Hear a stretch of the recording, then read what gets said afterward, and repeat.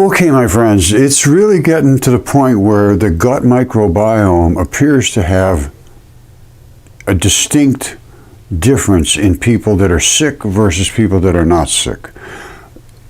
Even with autism, scientists have discovered gut microbiome difference in children with autism.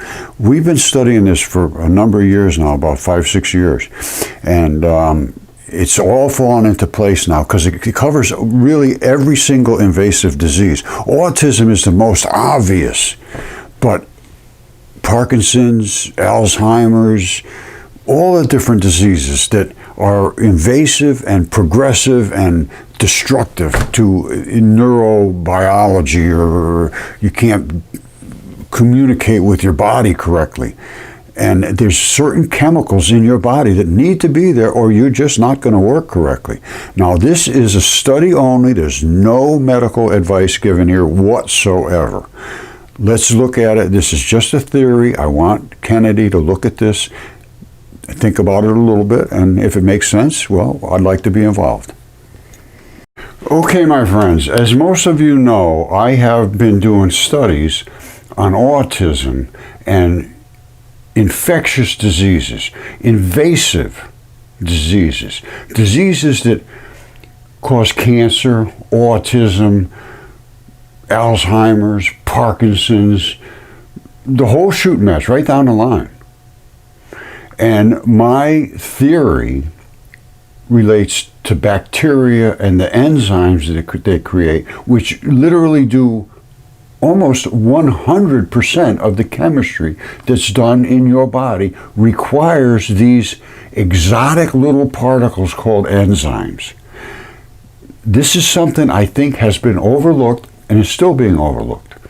And it's a very, very, very simple thing to show one way or the other. It simply involves fecal swabs before and after any medical intervention. This is identical twins, a study on autism, and how it affects twins. Sometimes one twin will get it, the other twin won't. Sometimes they both get it. Sometimes one gets it real bad. Sometimes one doesn't get it bad at all. And they're trying to relate it to, is it genetic or is it environment? Or is it both? And my feeling right now is it's related to both, but primarily environment. We're going to look at this study. This is enlightening as far as I'm concerned. This was just published in 2024, but this goes way back as they studied autism and really just didn't understand, I don't think, this one layer that's in your body called the interstitium, where all this bacteria lives that creates these enzymes. That, in my theory, is the product that keeps you healthy. So let's look into the study. This is just research. There is no medical advice given here. I'm hoping that Kennedy will see this or hear about this and try to do this study. It only costs almost nothing. Actually, well, anyway, let's not worry about that right now. But it's not a big thing. It's not invasive. It doesn't do anything. All we're doing is checking the fecal swab to find out what bacteria is in each person's body, and then try to get a baseline that is supposed to be there, these different levels. And when you see one way up here or one way down there, then you're probably going to have some kind of an issue because it's not doing the chemistry correctly. So let's look into this study and see if we can make heads or tails of this. But I really, really, really want Kennedy to look into this. I've been rebuffed and told not to speak about these things. And I'm not speaking about it in any medical way to do this or do that. No. This is the research of how does the body work to fight off these kind of conditions. Is there any mechanism that we can look at? And I think there is. Okay, it just doesn't get any simpler than this.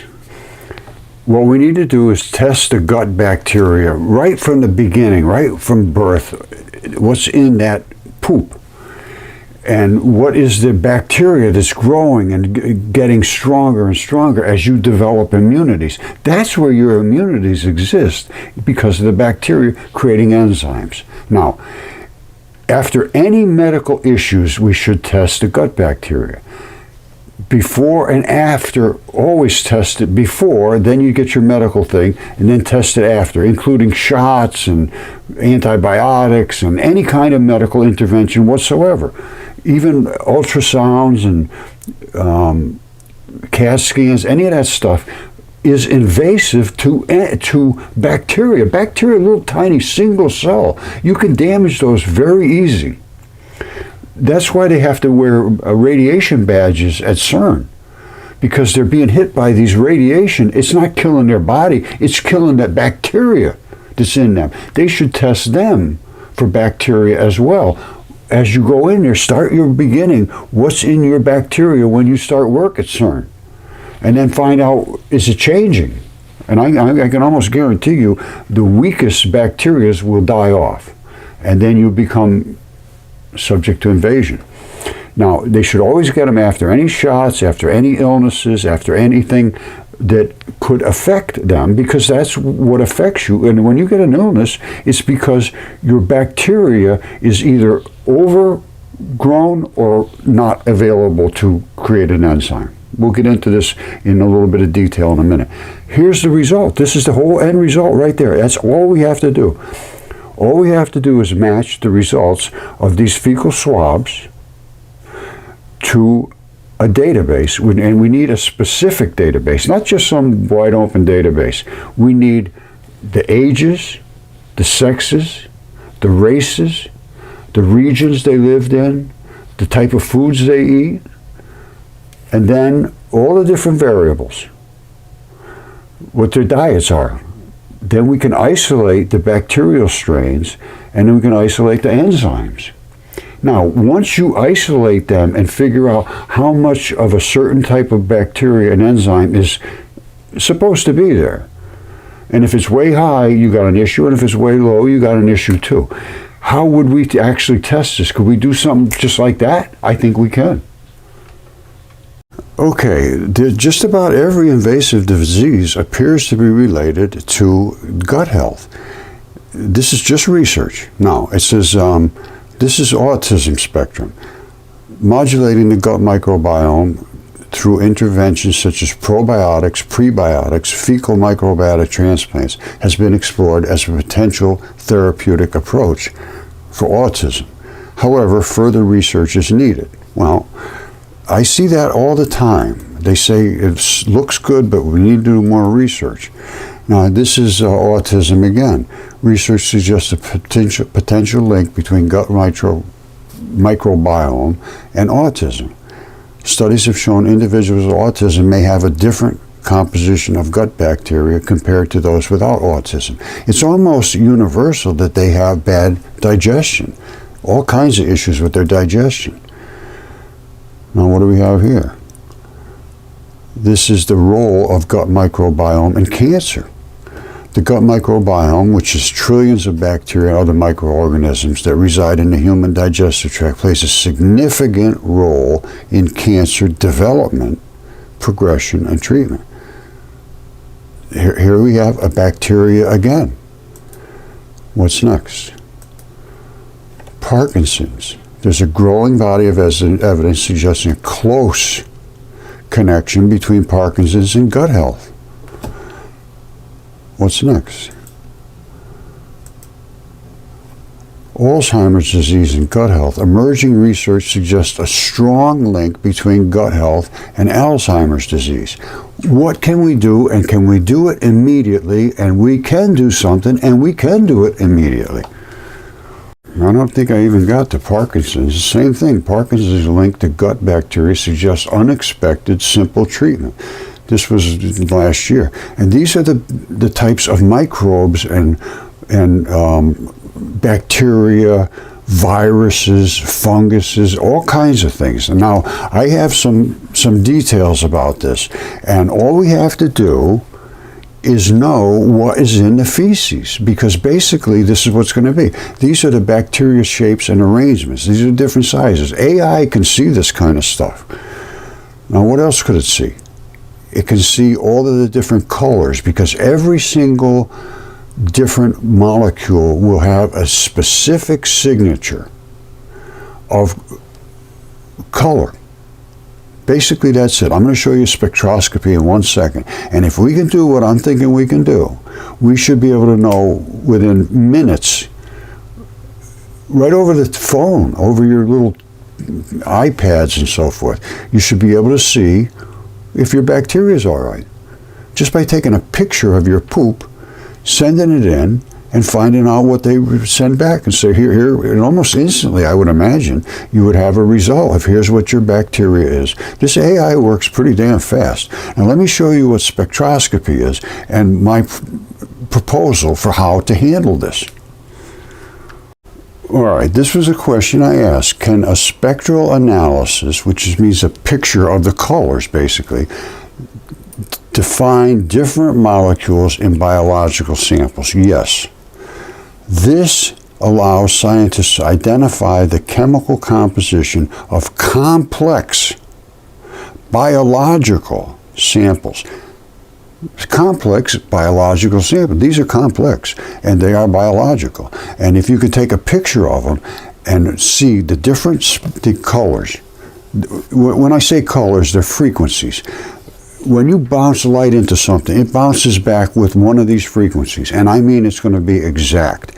And if it's a certain type of molecule, it will have one of these, two of these, a half of one, it'll have all different things, and that specific group of light bouncing back will indicate that's a staphylococcus or a bacteria this or whatever it is. Take a picture of it, send it off to AI, it sends back and says you got too much of this yellow, you got not enough of the purple, you got too much of the blue, whatever it is. And match it to a database. It says you should have some more of this bacteria, less of this, you need some of this, and by the way, you're so bad off, you're going to have to take antibiotics, but then after you're done, we'll check you again and we'll load you up with the good stuff. All right, you don't really need to know the details on this, but there's different types of spectroscopy. There's the infrared, all right, that's the low end. Then there's mass spectroscopy, which works on a different principle. Nuclear magnetic resonance, Raman spectroscopy, ultraviolet visible spectroscopy, fluorescence spectroscopy. They're all different types of frequencies, basically, and different techniques to observe what the light bouncing back is made of, and how it bounces back determines what it bounced into. Basically, that's it. Using the same light, all right, just think about it this way. We got the same light hitting that.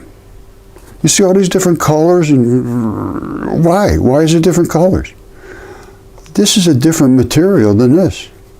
It's made out of paper, same sort of stuff, but the coating right there bounces light back in a slow.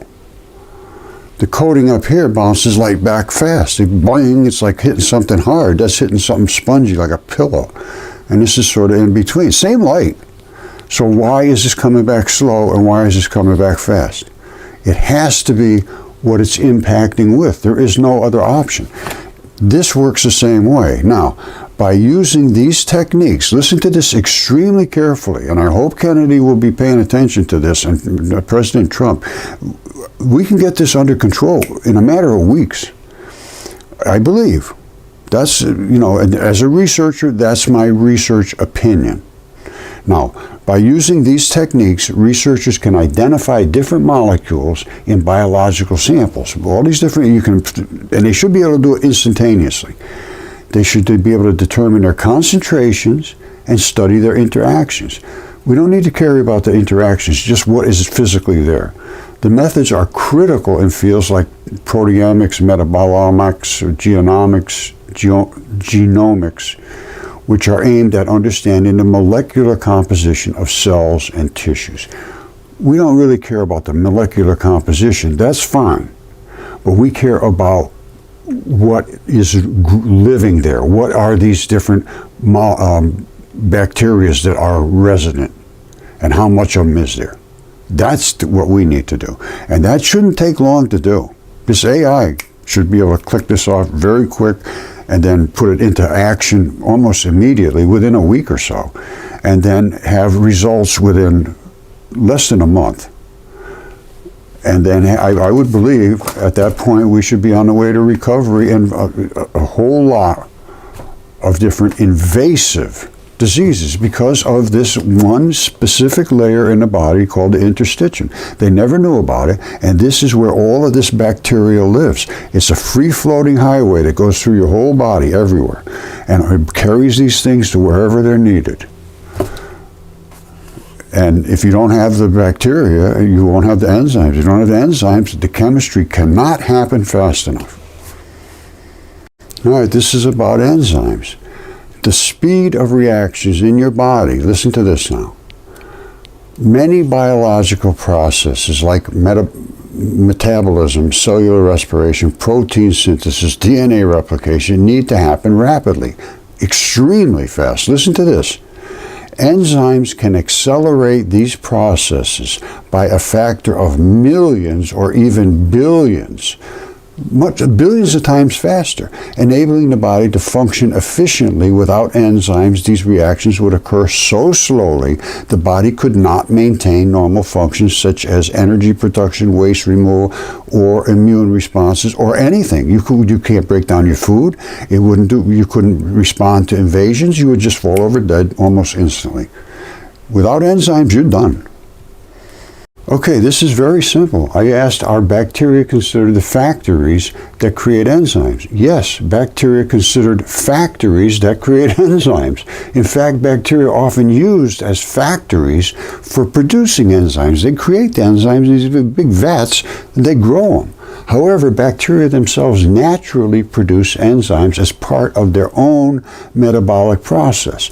Now, so they have their own bacteria enzymes to facilitate their life, but they squirt out ribosomes. Let me show you the deal. All right, there's no reason to make this any more complicated than it is. It's very, very, very simple. These are the different structures of these different bacteria shapes, and AI will focus in. There's going to be a bazillion more than this, I'm sure, but AI eventually will isolate them and figure out what they look like and be able to focus in on them instantaneously and tell how many there are in relationship to the sample. So we got shapes and sizes. That's one thing we can home in on. Then we've got these different styles of spikes or little suction cups or all kinds of different things like little tentacles that invade. They're all going to have a specific signature, these types of bacteria and viruses. Bacteria can invade you and it can stop the invaders. You know, there are going to be different types of bacteria. This is what bacteria look like, and they have their own DNA, which makes them, I'm a certain type of bacteria. I create a certain type of ribosome. What's a ribosome? That's where your enzyme is. It's a little tiny ball, and they float around. They're free floaters in the body. They go all by themselves anywhere they want. They don't poop, and they don't eat. They're just a chemistry set waiting to be activated. And they float around through your body. There can be up to 1 million of those ribosomes in one single human cell. 1 million in a single cell, and they're just happy being there. So what do? When they're in that cell, they're like these little balls. They're just laying around in there, floating anywhere they want, and then all of a sudden something comes in, it triggers them. Once the trigger happens, the sheath goes, and out pops the enzyme. Huge thing, absolutely enormous. So it's basically, to visualize this, you got a tiny ball. There's 1 million of these little balls in a cell. And they're so small that they can float anywhere in the body. They can go up into your brain and everywhere else. They can go through the blood-brain barrier, no problem. But once they get to where they're opened up and they unsheath, they create huge, huge, huge, elegant molecules. I'll show you what they look like. Some of them are enzymes. Depends on what type of bacteria was, and some of them are proteins. Proteins are building blocks. They make things build. These break things. So you got something that breaks something and something that builds something. And in between, you have enzymes that say, all right, break this thing down and change it. So, and that's what's called they give us some potential energy or deconstruction energy, or I forget what they call it. All it means is the enzymes are going in there and working billions of times a second on the little tiny bits and pieces, which are the dipole electrons that make up molecules. They can turn something like calcium into metal. They can do anything they want.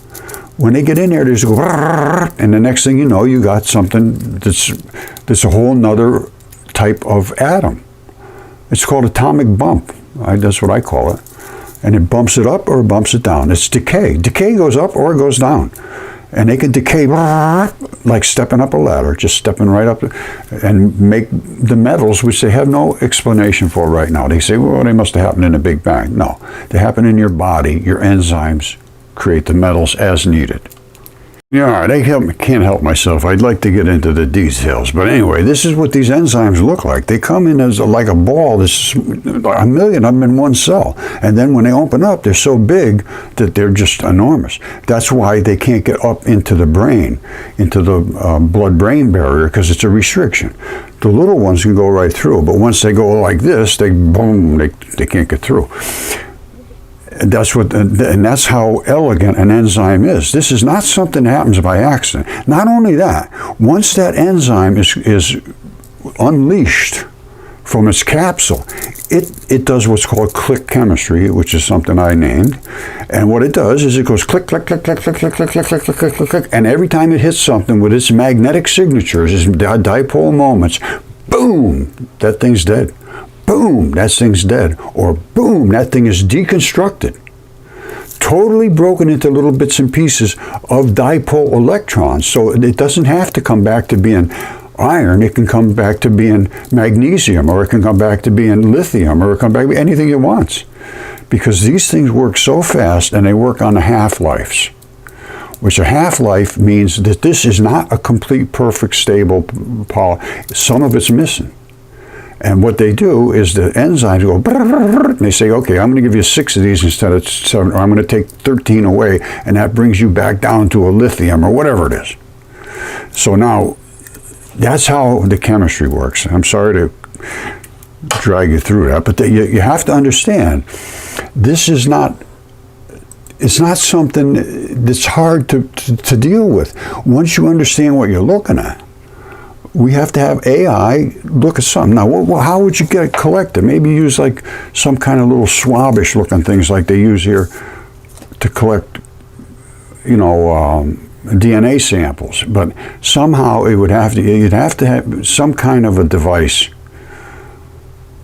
to create a sample that you could take a picture of and then send it off. And see, and you might even be able to do this 100 times a day if you wanted. Why not? You just take a picture, and if the picture is a spectroscopy, some special app on your phone, and you just click and boom, it comes back and says, well, here's your profile. That's what we need, something like that. Now we can get into at least understand what's in the body. Not just saying all of these different articles are about different effects of, like L-reuteri. Here's one here. I don't know if I showed you this one. L-reuteri, which is another one. It prevents melanoma. In one study, well, when you say prevents, I'm just citing studies. One study reduced incidence of melanoma from 70% to 30% in mice. And when I say mice, these are engineered mice. They're not just ones they go grab off the street.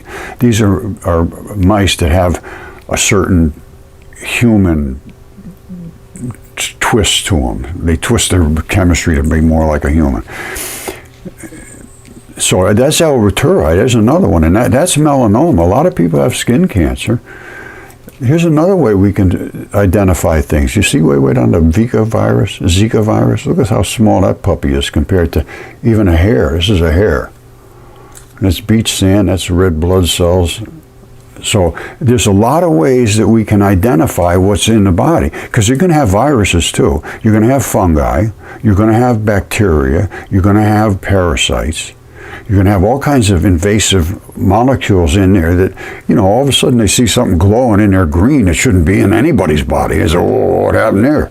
Well, the guy ate a piece of radium or something. Who knows? But with this spectral analysis, I think we can get there. Anyway, that's it for today, and it's strictly research, and I would love to have Kennedy get a hold of me, because I have as much research on this as probably anybody. We've been doing work with people in Northern Ireland for 5-6 years now.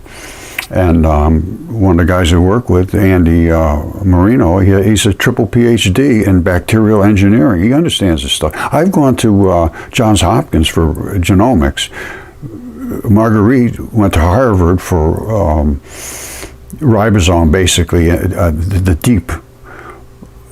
deep stuff. Just put it that way. So we got some expertise in this, and I understand chemistry, I understand biology, I understand all this stuff, and I've worked with this. I followed the interstitium. Oh, I didn't show you that. That's the key to this whole thing, is this interstitium, which was just discovered in 2018. The paper came out, says it's a new human organ. It covers everywhere in your body, it's the biggest organ in your body. They never knew about it. I found it in 2015, and I've been studying it ever since. And that is the place where your immunity lives, as far as I'm concerned. And we may even be able to extract a little of the juices out of those places and analyze that. There's a whole batch of things we might be able to do, but we have to start looking at it with a different approach. And let nature do its job. Bacteria is the engineers. I showed you, they are the factories that create the enzymes. When they say, oh, no, your pancreas does this, your thymus does that, your this does this, no, it doesn't. It's a housing that facilitates the bacteria's workshop. It's a workshop where the bacteria do their job. Those are organs that are specifically set up so that they can deal with these either highly acidic or salty or whatever it takes to do that specific enzyme job. These enzymes are exotic. You need all kinds of different factories to do this, and that's what these different organelles are in your body, these different, places where they build these enzymes. Okay, sorry about that little interruption, but this is, I think this is extremely doable, extremely fast, and it may be extremely effective. I don't know. Somebody's got to engineer how we could, the app that would take the pictures that we could use for the spectroscopy. Somebody's going to have to engineer whatever software is needed to make these determinations and send it back, and some little app. This is not my area. I do chemistry, biology, anthropology, anatomy, history. I do everything else. This new stuff, I'm not too good. As a matter of fact, I am a moron. This stuff, I'm okay. The new stuff, beyond me. Anyway, thank you. I love you all. Secretary Kennedy, President Trump, these are the people I want to speak with. These are the people that have shown an interest in trying to resolve these issues that have been lingering forever and getting worse and worse and worse, not getting better. And I have another thing to say about why it is getting worse, and I'm pretty sure I understand why it is getting worse. We're destroying the bacteria in our body, and I have been studying what destroys it. And we'll be talking about that, but I don't want to speak about that because I'm not a doctor. And they will shut me down if I make statements about healing things or making statements I can cure this or do that. And I didn't make any of those statements whatsoever. All I said was we're doing research. And these are what the researchers that have like PhDs in front of their names and stuff like that, that's what they're saying. I'm just saying what they're saying. I'm not making any special statements other than let's try to resolve this with some kind of an app that makes it very simple for somebody who's sitting at their own home to diagnose themselves almost. we can cut way back on these healthcare costs, which is, the healthcare in this country is just out of control. And people aren't getting any better that I can see. I mean, they may be living longer, but I don't know if that's a good thing. With some of the ways they got to live, you know, they figured a way we can work around this and work around, we jab you with that and carry this bag around with you all day long. I would rather have nature do its way, if that's possible. This is what research is about. All right, thank you. I love you all. Please contact your local representatives, Kennedy, President Trump, anybody that has, your doctors. There's a big pushback against this, and I don't know why. Because this is not new. This is not new. But I think the procedure that we're talking about with the spectroscopy, that would be